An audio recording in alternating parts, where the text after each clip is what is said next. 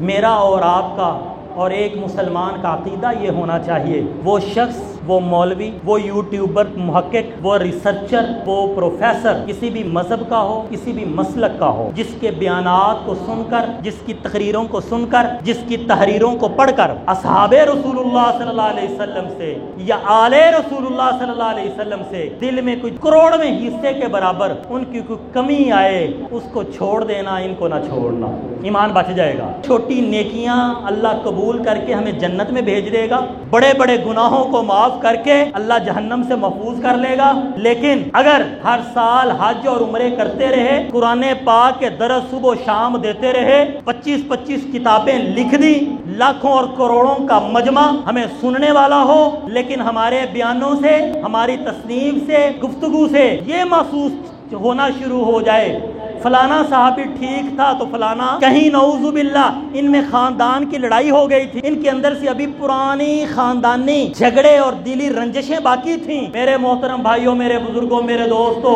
زمین سے لے کر آسمان تک آپ کے حج اور عمرے بھر گئے نا، لیکن صحابہ کے بارے میں یہ بات آ گئی، اللہ نے قبول نہیں کرنی، اس لیے کہ اللہ نے قرآن مقدس میں اولئک ھم المؤمنون حقا،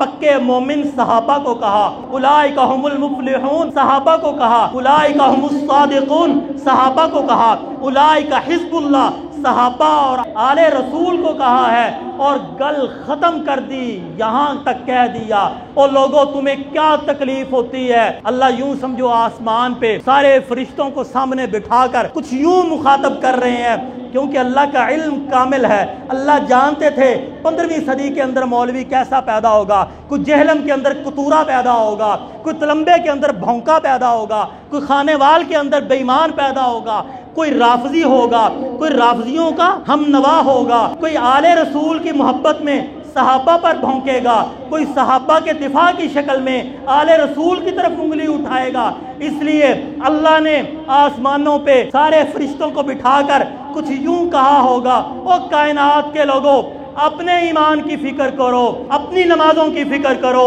اپنے ذکر کی فکر کرو، اپنے خاندان کی فکر کرو، اپنی جوانی کی فکر کرو، اپنے بڑھاپے کی فکر کرو۔ یہ صحابہ، وہ ابو بکر ہو، صحابی علی ہو، صحابیہ عائشہ ہو، یا صحابیہ زینب اور فاطمہ ہو، آپ کے خاندان کی ہو یا آپ کے خاندان کی نہ ہو، مکہ کے رہنے والے ہوں یا مدینہ کے رہنے والے ہوں، مہاجرین ہوں یا انصار ہوں، حبشی النسل ہوں یا عربی النسل ہوں، عجمی ہوں، کوئی بھی ہوں، اللہ نے آسمانوں پہ بیٹھ کر یہ اعلان کر دیا، سارے فرشتوں کے سامنے یہ تقریر کر دی، یہ ان کو بتا دیا اور دستاویز بنا کر قرآن میں ڈال دیا، کسی صحابی کے بارے میں، کسی صحابیہ کے بارے میں، آپ کے خاندان کے کسی فرد کے بارے میں کوئی بات نہ کرنا، فکر کرو تو اپنی فکر کرو، میں رب اعلان کرتا ہوں رضی اللہ عنہم ورضوا عنہ۔